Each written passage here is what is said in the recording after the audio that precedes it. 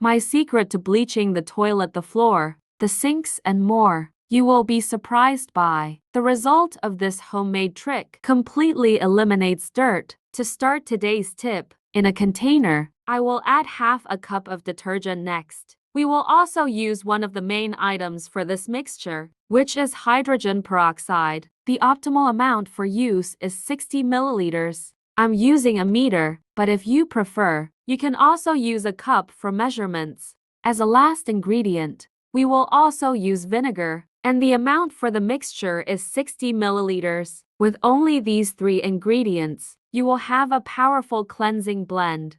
And I'm sure you never use these items combined. Now it is only necessary to mix well, and we can already use our mixture. To facilitate the application, I will put all the liquid in a bottle. I am using the detergent packaging itself, with a capacity of 500 milliliters. To avoid waste, I will also use a funnel to put all the mixture. And before I forget, tell me which city you watch, so I can send you a big hug. Today's hug goes to Monique Vassell from Atlanta. I'm glad you're enjoying our tips. Once you are at this point in today's tip, we can already apply the product. Perfectly serves for complete cleaning of your bathroom.